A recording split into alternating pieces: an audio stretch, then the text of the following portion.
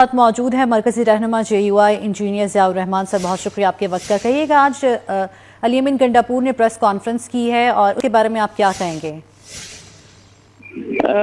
देखिए, अली अमीन साहब ने आज जो प्रेस कॉन्फ्रेंस की है वो मुझे तो प्रेस कॉन्फ्रेंस से ज्यादा उनकी बदहवासी का मंजर लगा है। उनको शायद ये महसूस हुआ है कि KPK में शायद अब उनके लिए हुकूमत चलाना मुश्किल हो गया है, उनको हुकूमत बरकरार रखना मुश्किल हो गया है।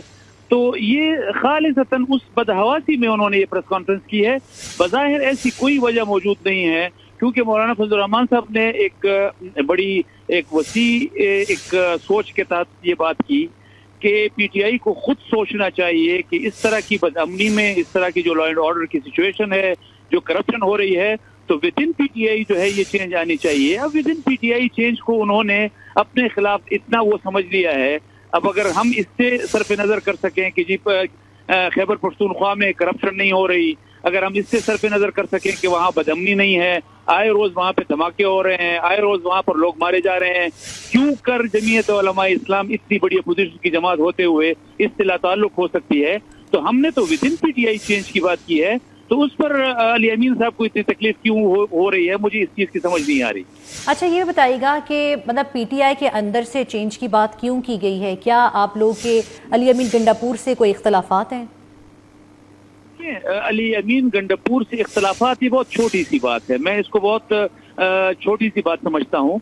बुनियादी तौर पर हम पहले दिन से जमीयत उलमा इस्लाम का मौक़िफ़ ये रहा है कि ये जेली मैंडेट है।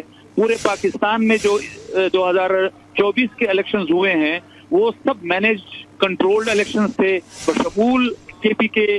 पूरे पाकिस्तान में धांधली हुई है। KPK की हुकूमत जो है ये भी फॉर्म 47 की हुकूमत है। ये पहले दिन से हमारा मौक़िफ़ है और हम ये हमारा ये ढका छुपा मौक़िफ़ नहीं है। हमने ये PTI के सामने भी रखा है कि आप बाकी पाकिस्तान में धांधली की बात करते हैं, हम ये समझते हैं कि KPK में आपके लिए धांधली की गई। तो अगर वहाँ हुकूमत ऐसी है कि जो धांधली की पैदावार है और फिर उस पर सोने पे सुहागा ये भी कि वहाँ बदअमनी भी आखिरी डिग्री पर, वहाँ पर करप्शन भी आखिरी डिग्री पर, वहाँ बदउनवानी भी आखिरी डिग्री पर, तो फिर PTI को इस पे सोचना पड़ेगा कि वो करप्शन के खिलाफ बात करते हैं तो फिर अपने KP हुकूमत के करप्शन के खिलाफ बात क्यों नहीं करेंगे?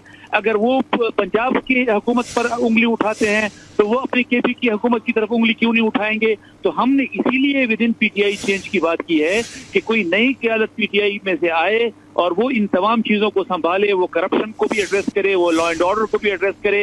ये जो आए रोज वहां पर धमाके हो रहे हैं, वहां के लोगों की जानें महफूज नहीं है, इसको भी एड्रेस करे, बदउनवानी को भी एड्रेस करे और बदइंतजामी को भी एड्रेस करे। अच्छा, ज़ियाउर रहमान साहब बताइएगा, KP में गवर्नर राज की बातें भी ज़ेर गौर आती हैं, तो आप चूंकि इसको सपोर्ट करते हैं या कि आप कहते हैं कि ये हुकूमत रहे?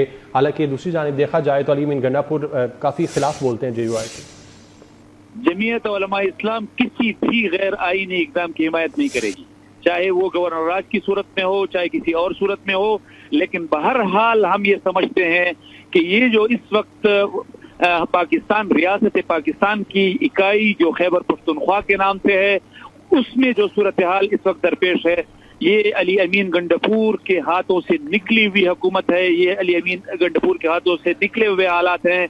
ऐसे हालात में अगर हम इनके इस हुकूमत के साथ आगे जाएंगे तो शायद यानी मुझे हाकिम बदान हमें ऐसे हालात देखने पड़ेंगे कि हमें रियासत पाकिस्तान को बचाना मुश्किल हो जाएगा। ठीक है, रियासत पाकिस्तान को बचाना मुश्किल हो जाएगा। मरकजी रहनुमा JUI इंजीनियर ज़ियाउर रहमान आप हमारे साथ मौजूद थे, बहुत शुक्रिया अपना कीमती वक्त 24 न्यूज़ को देने के लिए।